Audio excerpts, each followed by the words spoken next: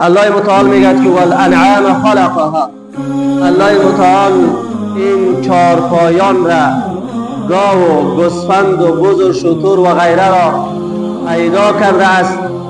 لکم فیها دفء، برای شما در این چارپایان وسیله گرمی می بوده باشد که از پشم اینها شما لباس جور می کنید، وسیله گرم کن در برابر سردی جور می کنید که استفاده می کنید، که همیشه شما از این پشم لباس های گرم کن زیبایی را برای خود می سازید.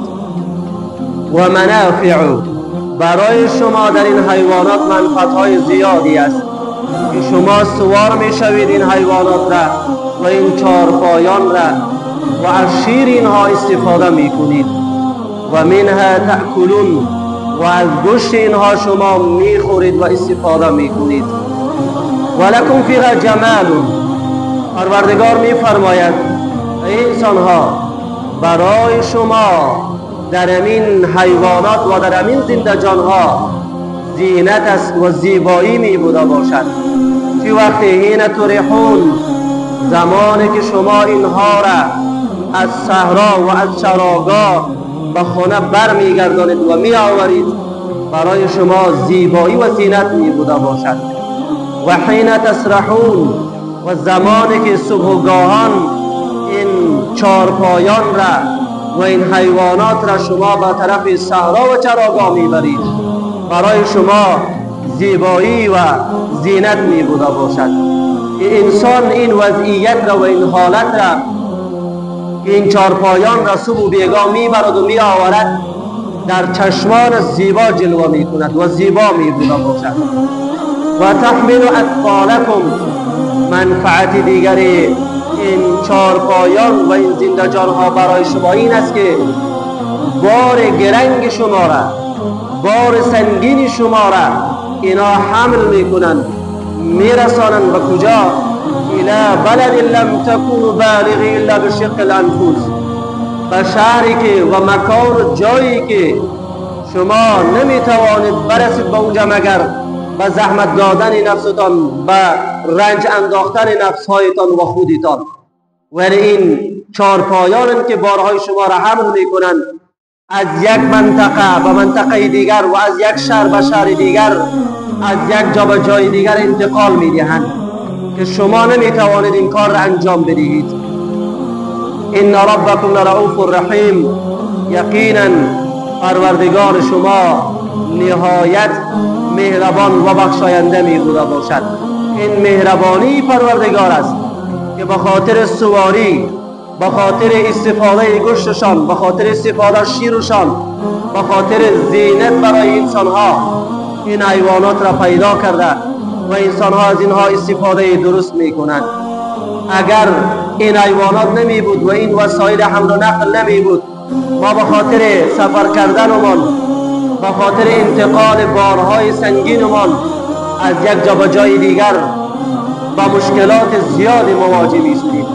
و این مهربانی پروردگار می بوده باشد که برای انسانها لطف کرده و مهربانی کرده. والخیل والبغال والحمیر لترکبها وزینه و یخلق ما لا تعلمون. الله متعال به خاطر سواری شما، به خاطر انتقال بارهای سنگین شما، الله اسب را پیدا کرده، الله متعال قاطر را پیدا کرده، الله متعال مرکب را پیدا کرده. شما چی کاری بکنید؟ لترکبها، تا بالای ما سوار شوید، و زینه، و این سبب زینت برای شما می بوده باشد. و یخلق ما لا تعلمون. الله متعال به خاطر سواری شما، به خاطر زینت شما، به خاطر زیبایی برای شما چیزهای دیگر را هم پیدا می کند که شما نمیدانید. الله متعال این آیت را 1400 سال قبل بیان کرده، ولی اون زمان از این طیاره، از این سفینه فضایی و از این کشتی و از این وسایل دیگری که ما شما سوار میشویم و نقل و مکان میکنیم از یک جا به جای دیگر، از این موتر و موتورسیکل و بایسکل خبر داده.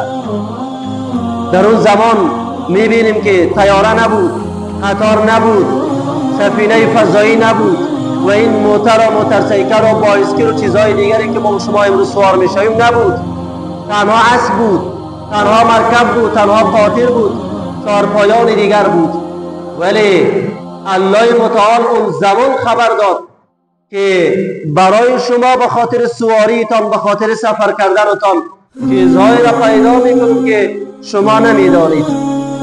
میبینیم امروز طیاره ای که هزاران کیلومتر راه را به لحظات بسیار اندکی میپیماید، ولی سفینه های فضایی که مسافات های بسیار دور و دراز را در لحظات اندکی میپیماید و طی میکند.